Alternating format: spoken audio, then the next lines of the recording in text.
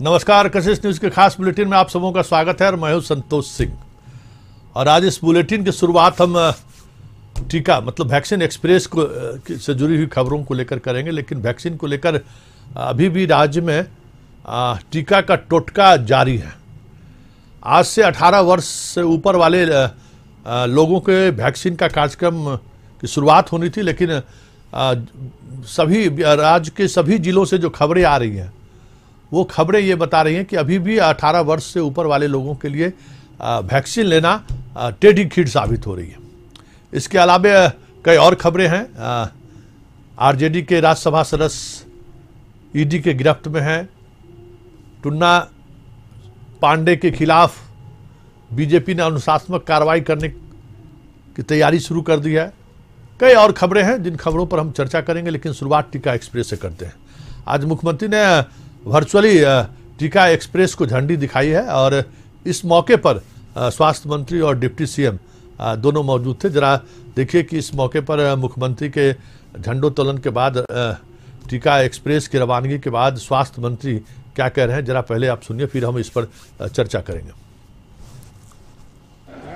समस्या के हल के लिए, समाधान के लिए पूरे तौर पर काम और नियमित तौर पर एक एक चीज के बारे में हर जिला स्तर पर और नीचे के स्तर पर सब लोगों से निरंतर संपर्क में रखा जाता है। और इस बीच में जो हम लोगों के प्रभारी मंत्री थे, जिला वाइज सब जगह एमएलए, एमएलसी, एमपी सब लोगों से मीटिंग करके भी लोगों का फीडबैक लिया गया कि उन लोगों को क्या है और उस तरह से हर जिले में क्या स्थिति है उसके बारे में प्रतिदिन जानकारी दी जाती है और उसके हिसाब से जो भी जरूरी कदम है वो उठाया जाता है।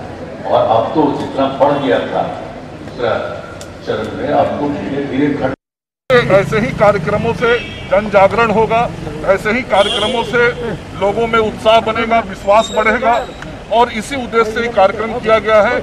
और आप सब मित्रों के माध्यम से भी मैं राज्य की जनता से अपील करता हूं कि जिन लोगों ने पहला डोज लिया है वह निश्चित रूप से नियत समय पर दूसरा डोज लें ताकि हम कोरोना को पराजित कर सके। बहुत बहुत धन्यवाद। 18 साल के उम्र के लोगों के लिए सर टीका उपलब्ध हो गया है सर। उसके पिता लेकर गए। उस संबंध में सिविल सर्जन को मैंने चलिए अब हम इसी से जुड़ी हुई खबरों पर चलते हैं। नालंदा में ऐसे ही कार्यक्रमों से चलते हैं। नालंदा जहां हम कह सकते हैं कि ये लापरवाही खतरनाक है। जरा देखिए कि किस तरीके से टीका को लेकर लोग अस्पताल में टूट पड़े और स्थिति ये हो गई कि अंत में पुलिस को बुलाना पड़ा। लॉ एंड ऑर्डर की स्थिति उत्पन्न हो गई। वहां पर भी समस्या ये हुई कि 18 वर्ष से ज्यादा लोगों को आज टीका दिया जाएगा। ये खबरें इस तरीके से फैली कि क्योंकि स्वास्थ्य मंत्री का प्रेस ब्रीफिंग था कि कल से हर जगह 18 वर्ष से ऊपर के लोगों को टीका दिया जाएगा। हर जगह से लोग पहुंचने लगे और हालात ये हुए कि पूरी नालंदा पुलिस डीएसपी से लेकर तमाम पुलिस के अधिकारी और पुलिसकर्मी पहुंच गए और उसके बाद किसी तरीके से भीड़ को नियंत्रित किया गया। कोई सोशल डिस्टेंसिंग का पालन नहीं हुआ और ये हंगामा देखिए, ये महाविद्यालय जहां ये टीकाकरण केंद्र खुला था वहां पे ये हंगामा हुआ और ये हंगामा मुख्यमंत्री के गृह जिले का ये हंगामा है। चलिए हम अपने संवाददाता से बात करेंगे। राजकुमार हमारे साथ जुड़ेंगे। जरा राजकुमार से हम समझने की कोशिश करेंगे कि आखिर ये स्थिति उत्पन्न क्यों हो गई, ये इस लापरवाही के लिए जिम्मेवार कौन है। क्योंकि जो स्थिति है कि टीकाकरण को लेकर कुछ सावधानी बरतनी है, पहले सूचना देना है। जब पोर्टल की बात खत्म हो गई, ये समस्या की एक और वजह भी है। समस्या की वजह यह है कि पहले पोर्टल पर रजिस्टर्ड करके आप जाते थे सुई लेने के लिए, अब है क्या ऑन स्पॉट आप रजिस्टर्ड कराइए। तो भेड़िया वाली स्थिति हो गई, भेड़िया धसान जिसको हम कहते हैं कि हर कोई पहुंच गया कि हमको आज ही टीका मिल जाए। तो ये जो लापरवाही है, ये लापरवाही खतरनाक हो सकता है। लॉक बंद को लेकर हम भले तैयारी कर सकते हैं और मरीजों की संख्या हम 1000 के नीचे ले आए, लेकिन ये लापरवाही नुकसान दे सकता है और आने वाले समय में इस तरह की लापरवाही से फिर कोरोना के चपेट में हम लोग वापस लौट सकते हैं। हमारे साथ राजकुमार जुड़ गए हैं। राजकुमार, ऐसी क्या बात हुई कि पुलिस को आना पड़ा और जिस तरीके से हम भीड़ देख रहे हैं, सोशल डिस्टेंसिंग का कोई मतलब नहीं रह गया। ऐसा लग रहा है कि जैसे परीक्षार्थी फॉर्म भरने के लिए पहुंचे हो और आज ही लास्ट डेट हो। क्या ऐसा क्या हुआ कि सारे लोग एक साथ यंग लोग पहुंच गए और फिर पुलिस को हस्तक्षेप करना पड़ा? देखिए संतोष जी, पूरा मामला यह है कि एक तरफ कोरोना का टीकाकरण चल रहा था और दूसरी तरफ जो है मल्टीपर्पज हेल्पर की बहाली थी अस्पताल में, जिसको लेकर 30 पद पर आवेदन देना था। मगर यहाँ 5000 से भी अधिक लोग पहुंच गए थे, जिसके कारण यहाँ पर अफरा तफरी का पूरी तरह से माहौल हो गया। यहाँ पर किसी भी तरह का सोशल डिस्टेंसिंग का पालन नहीं किया जा रहा था। जैसे इस बात की जानकारी सदर डीएसपी को मिली, उसके बाद आनंद थाने में 3 थाने की पुलिस को बुलाई गई। सदर डीएसपी खुद पहुंचे और यहाँ से भीड़ को हटाया गया। इसके बाद से यहाँ का जो वैकेंसी निकला था उसे रद्द कर दिया गया है और यहाँ से सारे लोग जा चुके हैं। जी, संशोधन कर दें। और खबर यह है कि वैक्सीनेशन के साथ साथ एक बहाली की भी प्रक्रिया, दोनों एक ही जगह। देखिए ये सदर अस्पताल है, दोनों एक ही जगह ये काउंटर खोल दिया गया और इस काउंटर एक जगह खुलने की वजह से ये समस्याएं हुई हैं। वैक्सीन के लिए 18 वर्ष के लड़के पहले से ही मतलब पहले आओ पहले पाए वाली स्थिति हो गई है और उसके बाद ये बहाली वाली बात आ गई। दोनों साथ एक साथ स्थिति वहां उत्पन्न हुई और हालात जो आप देख रहे हैं, हालात इस कदर बिगड़ा कि अंत में पुलिस को हस्तक्षेप करना पड़ा और काफ़ी समय तक जो वैक्सीनेशन का काम था वो प्रभावित उससे हुआ। चलिए अब हम दूसरी खबर पर चलते हैं। बात हम कहते हैं कि ईडी की बड़ी कार्रवाई। जी हाँ, राजद के एक ऐसे राज्यसभा सांसद पर ईडी ने कार्रवाई की है जो माना ये जाता था कि राजद के अंदर खाने में जो पैसे का खेल चलता है वो इन्हीं के माध्यम से रेगुलेट होता है, इसी चर्चा है। और ये कभी राजद के कभी प्राथमिक सदस्य भी नहीं रहे हैं। जिस तरीके से इनको टिकट मिला और राज्यसभा में गए हैं वो भी साफ दर्शाता है कि जो धनबल वाले लोग हैं उनको भेजा गया है और उसके पीछे वजह क्या हो सकती है कहने की जरूरत नहीं है। लेकिन ऐसे समय में एक ईडी की कार्रवाई फर्टिलाइजर घोटाले के मामले में कार्रवाई हुई है जब बिहार में नई सरकार के गठन की अफवाहें काफ़ी तेज जोर से फैली हुई है। तो क्या ये कार्रवाई, क्या ये माना जाए कि ये जो अफवाह है, इस अफवाह के पीछे कहीं न कहीं कोई बड़ा गेम चल रहा था? मांझी और मुकेश सहनी के खेमे बदलने को लेकर जो चर्चाएं हो रही थी उसमें कहीं एडी सिंह की भूमिका तो नहीं थी? कुछ तो ऐसा जरूर हुआ है क्योंकि ये कार्रवाई अचानक हुई है। इससे पहले इस तरह की कार्रवाई की कहीं से कोई भनक नहीं थी, ये कार्रवाई अचानक हुई है। हमारे साथ अशोक मिश्रा जी जुड़े हैं और अशोक मिश्रा जी से हम समझना चाहेंगे कि आखिर मामला क्या है और उसको किस रूप में देखा जाता है। लेकिन उससे पहले देखिए कि मंगल पांडे ने इनकी गिरफ्तारी पर प्रतिक्रिया व्यक्त किया, जरा आप भी सुनिए।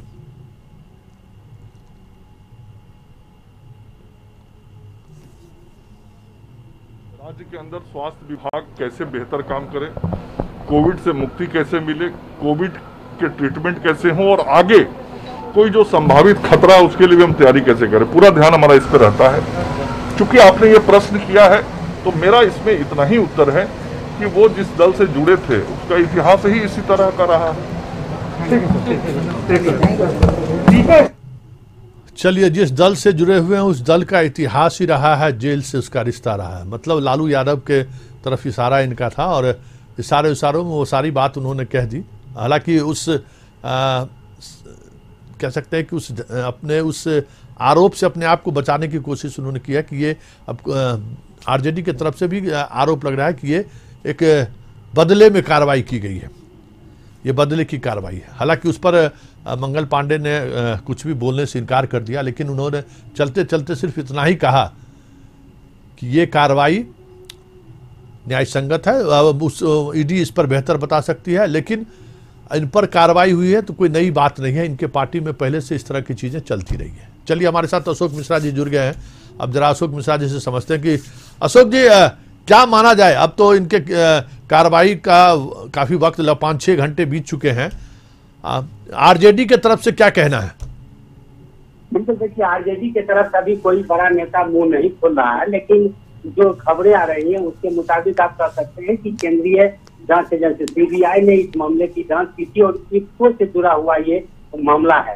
इसको में खाद घोटाला हुआ था और 12 जगहों पर सीबीआई ने उस समय छापेमारी की थी और ये जो आरजेडी के सांसद हैं अमरेंद्रधारी सिंह, इनको सांसद के रूप में नहीं, दुबई स्थित एक फर्टिलाइजर कंपनी में सीनियर वाइस प्रेसिडेंट हैं, इसके चलते इनको और इस मामले में लपेटा गया है और इन पर भी आरोप है। इनके अलावे और 11 लोगों को शक के घेरे में लाया गया था। सीबीआई ने इन्हें आरोपित किया है और इसी मामले में इनकी गिरफ्तारी हुई है, इनसे पूछताछ की जा रही है। हालांकि गिरफ्तारी से पहले इनकी स्वास्थ्य की जांच की गई है, उसके बाद इनसे पूछताछ की जा रही है। लेकिन जो सबसे बड़ा सवाल आपने उठाया है वो इस वक्त जब यह मामला था तो फिर इनके खिलाफ में आज कार्रवाई क्यों है, इसका मुख्य रूप से आप कह सकते हैं कि दो बातें। एक बात तो बिहार का जो राजनीतिक माहौल बदला सा दिख रहा है, लालू प्रसाद यादव के बाहर आने के बाद जिस तरह से महागठबंधन और विपक्षी दलों में एक तरह से उत्साह का वातावरण है और बार बार ये खबरें आती रही हैं कि लालू प्रसाद के बाहर आने के बाद प्रदेश की राजनीति की फिजा बदली है और निश्चित रूप से कहीं न कहीं इसका असर दिखने को भी लगा कि जीतन राम मांझी और मुकेश सहनी जब एक बार बैठे, फिर जीतन राम मांझी का जो बयान आया उसके बाद ये बातें आई कि जदयू के 16 विधायक छूट करके जा सकते हैं और बिहार में महागठबंधन की सरकार बनेगी। तो ये जो सांसद हैं ये काफी पैसे वाले हैं और इनको जो आरजेडी ने जिस समय एमपी बनाया था उस समय भी काफी चर्चा हुई थी, तो उसको लेकर के लोग कहा है कि ये आरजेडी के एक तरह से खैली वाले नेता हैं और इनकी भी भूमिका थी क्योंकि ये दिल्ली में रह रहे हैं। ये राजनीतिक गलियारे में इसकी चर्चा है, हालांकि ये कितना सही है नहीं कहा जा सकता, लेकिन निश्चित रूप से ईडी ने जिस तरह से कार्रवाई की है वह विपक्ष को हतोत्साहित करने के लिए कहा जा सकता है और एक तरह से इनकी गिरफ्तारी करके यह संकेत दिया गया है कि निश्चित रूप से अभी भी केंद्र में और बिहार में बीजेपी की सरकार है और बिहार में कुछ होने जाने वाला नहीं है और निश्चित रूप से इसे एक झटका लगा है। आरजेडी के नेता अभी परहेज कर रहे हैं, कोई कुछ बोल नहीं रहा है। इसके पीछे मकसद यही है कि आखिर ईडी क्या उगलबाती है और चूंकि ये मामला पुराना है इसलिए ये भी नहीं कहा जा सकता है कि इन्हें फंसाया गया है और लगभग 11 आरोपी हैं इसमें और इनको एक सांसद के रूप में नहीं बल्कि दुबई स्थित एक फर्टिलाइजर कंपनी में ये सीनियर वाइस प्रेसिडेंट रहे हैं और इस कंपनी का घोटाले में नाम है और इनका नाम उसमें उजागर हुआ है, इसलिए इनकी गिरफ्तारी की गई है। जी चलिए, बहुत बहुत धन्यवाद। पहले से इन पर आरोप था और उसी आरोप के आधार पर आज इनकी गिरफ्तारी हुई है। चलिए, एक अच्छी खबर है और बड़ी खबर है कि शिक्षकों की बहाली को लेकर जो पिछले एक वर्षों से जो कोर्ट और सरकार के बीच जो पत्राचार चल रहा था उस पर फिलहाल विराम लग गया है और अब बहाली का रास्ता लगभग 1.25 लाख शिक्षकों के बहाली का रास्ता साफ हो गया है। इस बहाली को लेकर हाल के दिनों में एक सोशल मीडिया पर कैंपेन चला था और इतना ज़बरदस्त कैंपेन चला कि शिक्षा मंत्री को उस कैंपेन में शामिल होना पड़ा और उनको ये भरोसा दिलाना पड़ा कि कोर्ट में जो मामला लंबित है उस लंबित मामले को हम जल्द निपटारे करके जो 1.25 लाख शिक्षकों की बहाली होना है उस बहाली को लेकर हम आगे कदम बढ़ाएंगे। 2-3 तारीखों के बीच ये बहस चलती रही।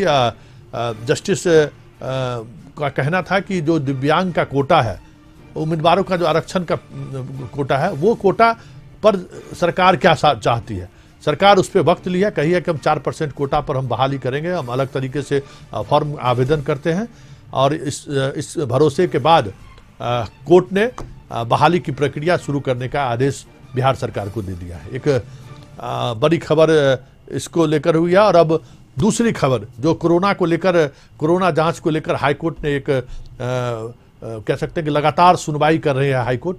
उसी में आज हाईकोर्ट ने पॉल्यूशन डिपार्टमेंट से पूछा है कि जो कोविड के जो कचरा है उसका प्रबंधन कैसे हो सकता है और उसको लेकर वो आगे क्या कार्रवाई हो सकती है उस पर मांगा है। और साथ ही पंचायत प्रतिनिधि, दूसरी जो सुनवाई हुई है कि पंचायत प्रतिनिधियों का एक्सटेंशन दिया जाए या नहीं दिया जाए, उसको लेकर हाईकोर्ट में एक याचिका दायर हुई है कि उनको एक्सटेंशन दिया जाए जब तक चुनाव नहीं होता है।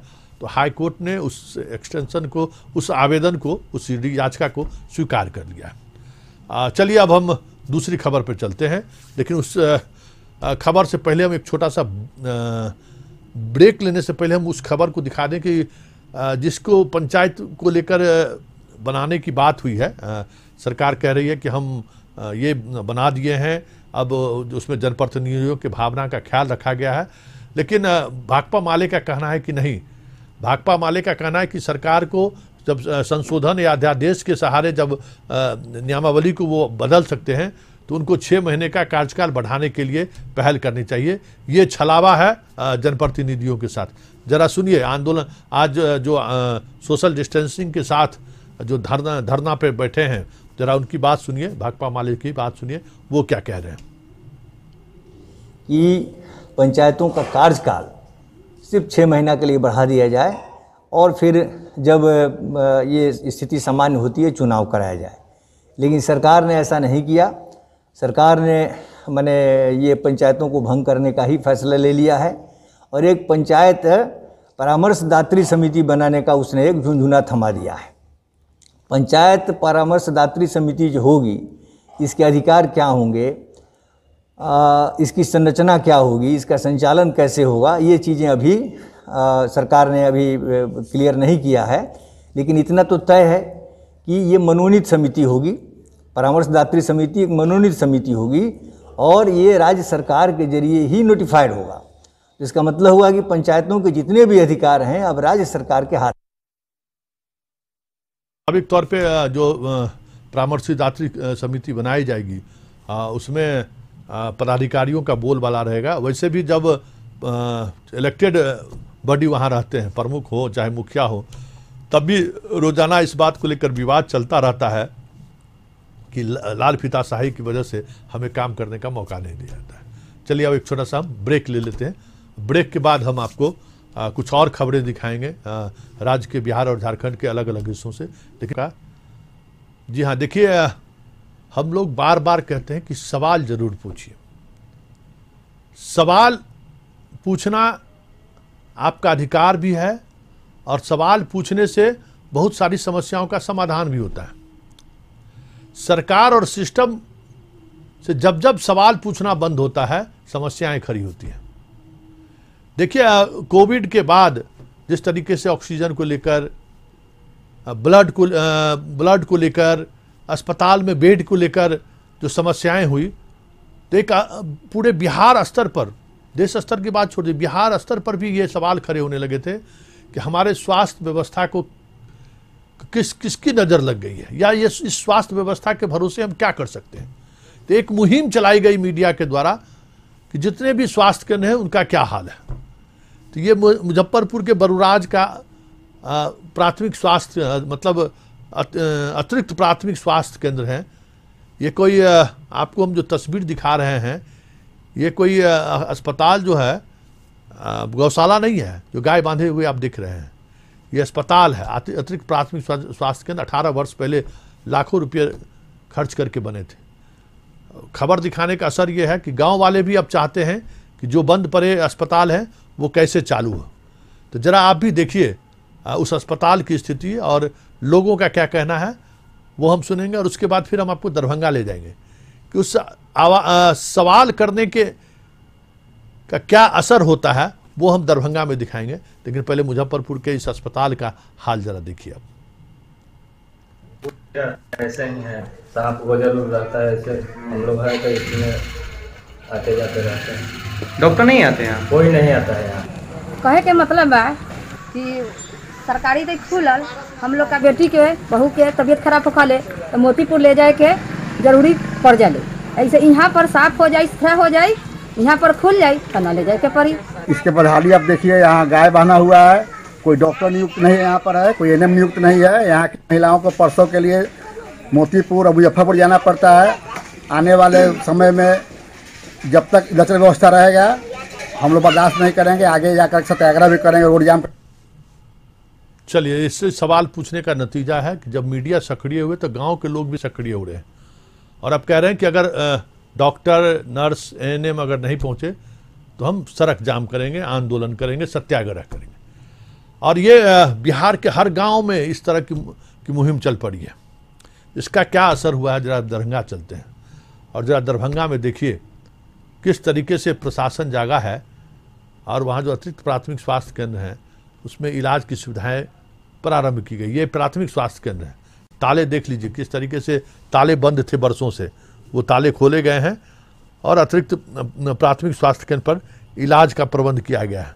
जिस मौके पर इसके इलाज के शुभारंभ करने के मौके पर खुद जिलाधिकारी पहुंचे थे। जरा जिलाधिकारी क्या कह रहे हैं इस मौके पर, जरा आप भी सुनिए। यहाँ सुविधा उपलब्ध रहते हुए भी काम चालू नहीं किया गया है।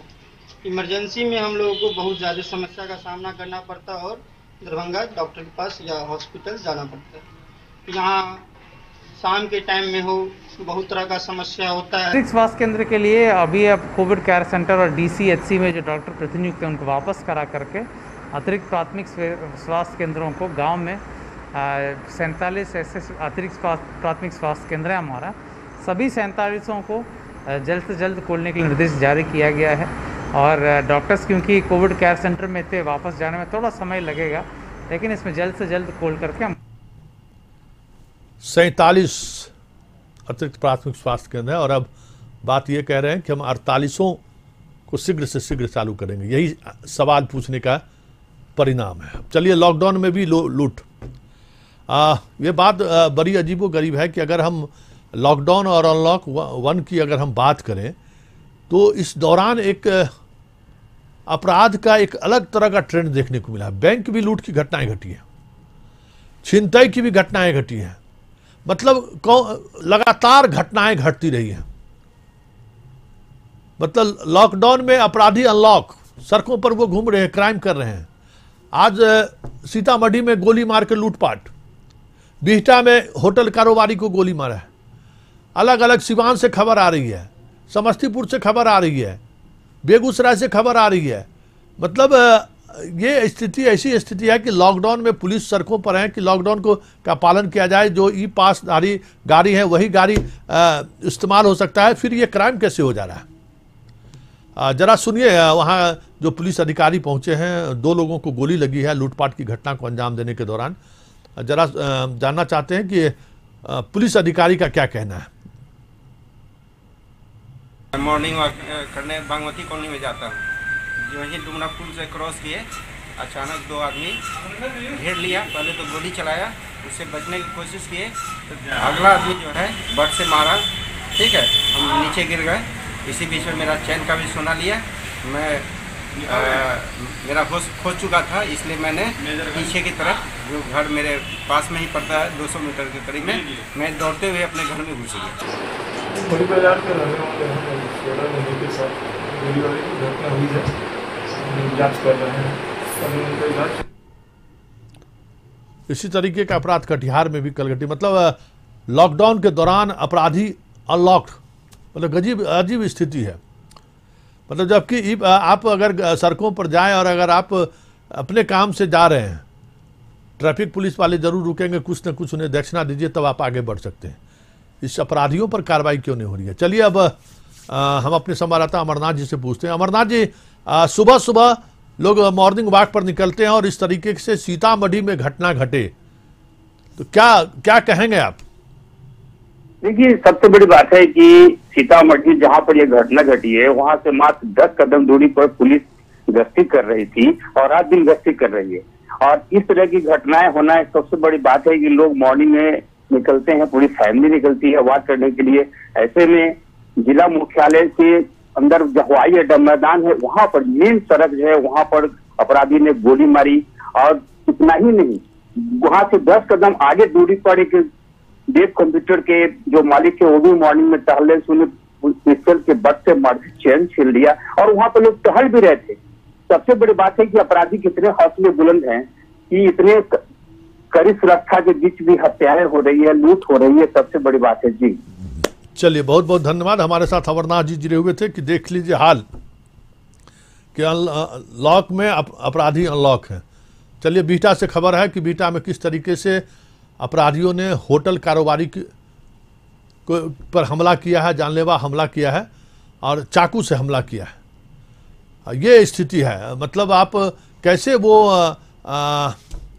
लॉकडाउन में वो निकलते हैं बाहर, ये समझने की जरूरत है। जरा क्या परिजन का कहना है, क्यों इन पर हमला हुआ है, कुछ व्यक्तिगत तनाव है या फिर व्यक्तिगत खटास है या व्यक्तिगत विवाद है या क्या मामला है। जरा सुनिए परिजन और पुलिस क्या कहते हैं, जरा आप भी सुनिए, फिर अगली खबर पर हम बढ़ेंगे। सुरेंद्र यादव की स्टैबिंग की गई है। उसके बाद विधि सम्मत कार्रवाई की जा रही है। 3-4 व्यक्ति पीओ पे थे, जो डमरू होटल है उस होटल पे 3-4 आदमी थे, उसमें से 3 आदमी अभी फरार है। आगे हम देख रहे हैं, इन्वेस्टिगेशन किया जा रहा है। सर, हत्या किस हथियार से की गई है कुछ? देखिए, अभी फर्स्ट साइट में तो स्टैबिंग लग रहा है, लेकिन इंक्वेस्ट और पोस्टमार्टम के बाद स्थिति स्पष्ट होगी कि इनकी हत्या कैसे हुई। चलिए, आज वर्ल्ड साइकिल डे है और इस मौके पर पूर्णिया में साइकिल रैली का आयोजन किया गया है। जरा इस रैली की तस्वीर को आप भी देखें और इस मौके पर शामिल लोगों को क्या कहना है, जरा आप भी सुने। ये पूर्णिया की तस्वीर है।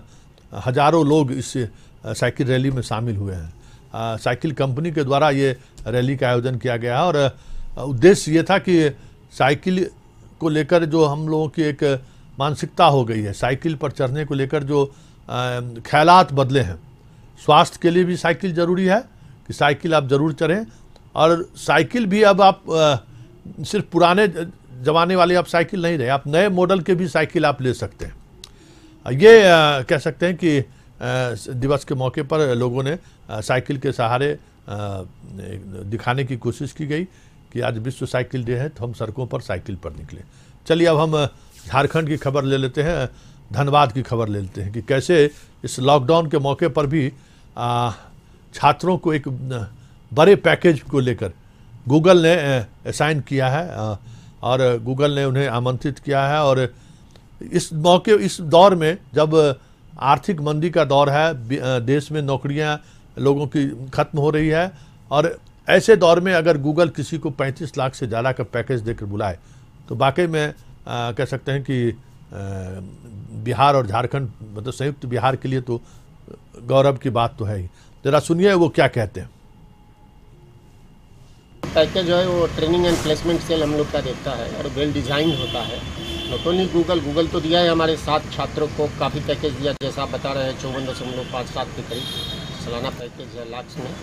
इसके अलावा करीब 144 कंपनी हमारे यहाँ रजिस्टर्ड है और ये सभी कंपनियाँ आते हैं। गूगल ने हाईएस्ट पैकेज दिया है इस साल के लिए, बट और भी कंपनियाँ काफ़ी पैकेज दिया है। करीब 650 से ज़्यादा विद्यार्थियों का ऑलरेडी यहाँ पे प्लेसमेंट हो चुका है और IIT ISM में ग्राफ दिन पर दिन बहुत तेज़ी से ऊपर भाग रहा है। बच्चों का प्लेसमेंट होना ये बड़ी सौभाग्य की बात है और बच्चे इसे काफ़ी उत्साहित।